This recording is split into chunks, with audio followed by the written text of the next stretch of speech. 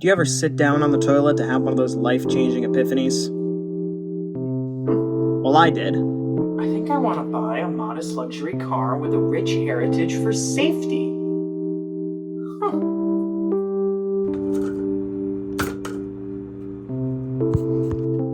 And where did it take me? And toilet paper.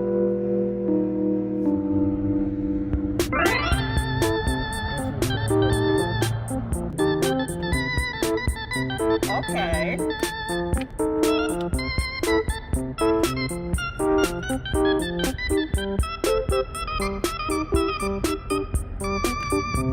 Not bad. Not bad. There was one issue, however. Holy Jesus, that's a lot of money! And that's where Walt comes in. I was qualified to do one for $600. Turbo. A $600 turbo Volvo? Yeah. No run. Take me to it now. Let's do it.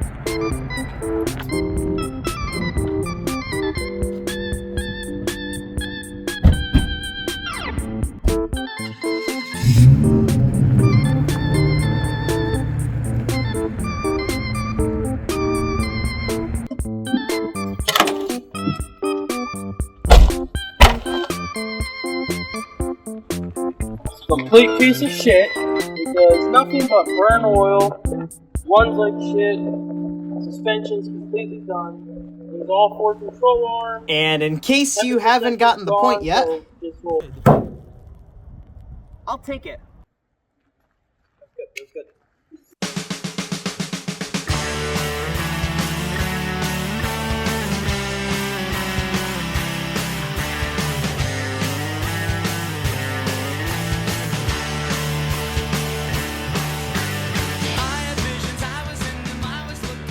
Hello and welcome back to the rental house driveway. Just give me a second to move my car.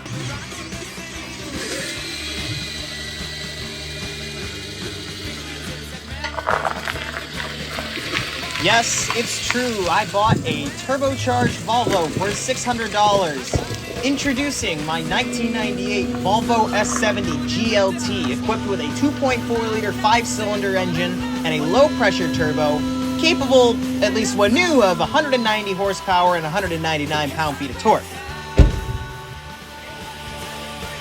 Okay, in all fairness, I didn't have a toilet epiphany like Michael J. Fox, though, much like his rooftop poop, the Volvo obsession was groundbreaking. Maybe a Volvo. I heard those are real safe. Let me take you back a few months. A while back, I came across this particular red Volvo S70 T5, and it possessed me. I love this car! Unfortunately, the possession didn't come with the regenerative capabilities you usually see in demonic red cars. The thing was a total crapper, it went somewhere in New Jersey, and yeah, I might have followed it, but I didn't get my hands on it. But nonetheless, my obsession persisted. I attended the Orwigsburg block party with a car show presented by Regular Car Reviews.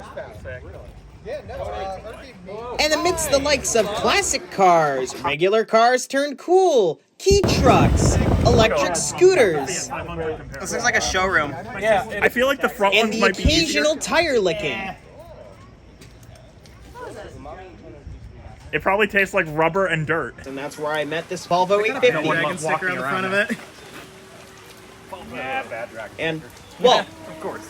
I let 4 total strangers get into my car and take it for a whip, Walt included, and just didn't put 2 and 2 together. And then we didn't speak again. He rode in my car, and we just didn't speak again until the magic of the internet brought us back together. We realized we were right near each other. One thing led to another, and now we have an Element cult and a Volvo cult. Now, before I continue talking over my oil change, we first have to play a game of will it scrape? That is the question.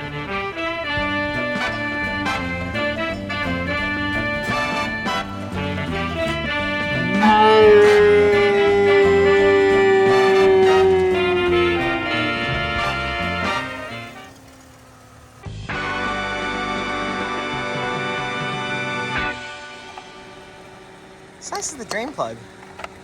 15? 17? That fan is super loud. Oh, it's blowing cold air on me. Look at this. This is beautiful. This is the oil pan, drain plug, filter right here. Just nothing in the way. This is my first time doing an oil change on this car, and I've already put a couple 100 miles on it. But you see, when we first went to go pull it out of the field... Such good friends, right? He was like telling me... Holy shit!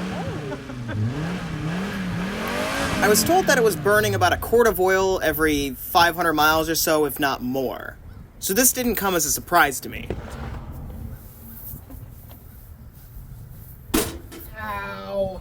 And I figure a good oil change with 10W30 and a quart of mystery oil would do me some good. Ow. If the piston rings are stuck, maybe I free them up. If the piston rings are bad, well, then I buy myself some time. So while I'm doing this oil change and beating the shit out of myself in the process, let's dive into all the things done so far to lead us here to the rental house driveway. This is a long-ass drain plug. I'm scared. Bonk, binka, binka, bonk, binka, binka, bonk, binka, binka, bonk. Ooh.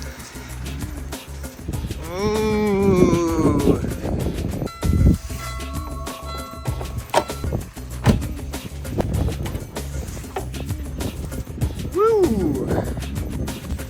Okay, so this car is 258,000 miles. Timing belt was done at 253, 49 for the pollen filter. Clearly it's had some maintenance, but nonetheless, for now, I'm gonna dump some mystery oil in this sumbitch and hope for the best.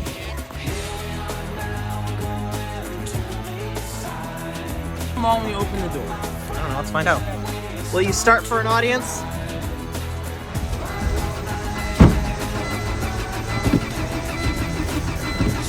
Start, damn you! All right. Take photos. So my safety release broke, and then the grill broke. Bro, just stick it in there, it'll be fine. So what? Just put it in there. Fuck, these are the ones. I think it might be slightly too cold. You got this. Girl, I'm just trying to fucking listen to my 4, 3, 4, 5. Okay, now what? Yes! After a quick redneck tune-up and blowing a fuse in my boyfriend's Element, we took the car over to Wawa to get a fresh tank of premium gas, and of course the tank's on the wrong side. And I found the car was kind of spry. However, I was freezing my ass off the entire time.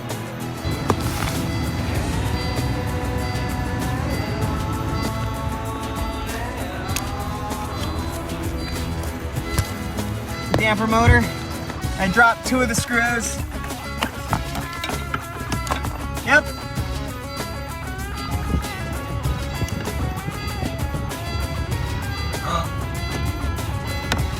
Heat.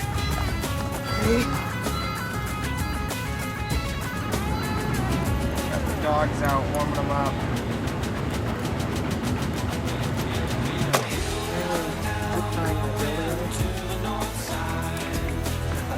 Alright, let's take our go back on there. Hopefully the hood opens. A $600 beater left to die and soon be sent to scrap, and all we had to do was jump the battery, pump a fresh tank of gas, dump some Marvel mystery oil in the motor, and zip tie some plastic junk to get this thing rolling and functional. It drives straight. It makes excellent power. It doesn't make any concerning noises, at least yet. This was when I realized this might not be a beater after all. I'm honestly surprised it wasn't any more of a shit show. But more on that later. Back to our oil change. So this is what we're looking at. Oh, yummy. Wow. So who would have thunk it? Changing the oil out of a 258,000 mile Volvo that may or may not have bad piston rings but is sure as shit burning oil was going to be disgusting. This is straight up tar coming out of this thing. It's a little rough.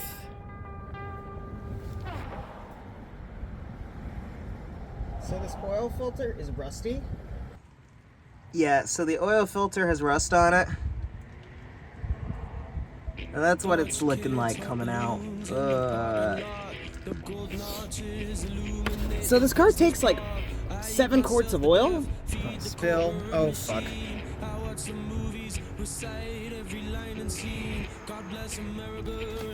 Check the oil level. Sheldon the Volvo. Yes, he has a name. Seemed to be in pretty good shape. Yucky Volvo, cleaning the Volvo. And I guess looks can be deceiving. And it wasn't looking great. But some typical maintenance and a car wash later, and look at that, we're all clean. I have a new best friend in the driveway. There's so much dirt coming off this thing!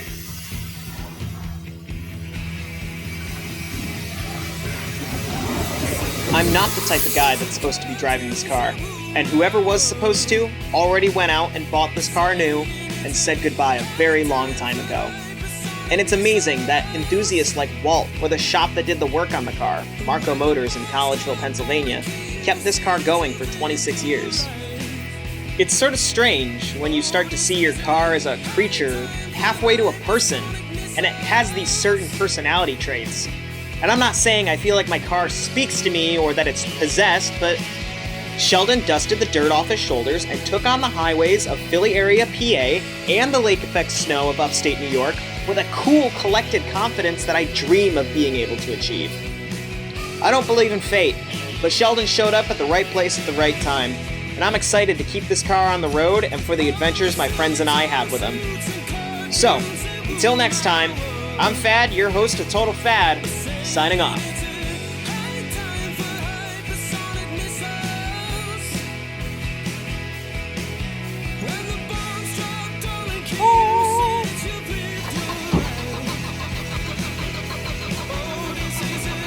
Start, damn you! This thing fucking goes, man!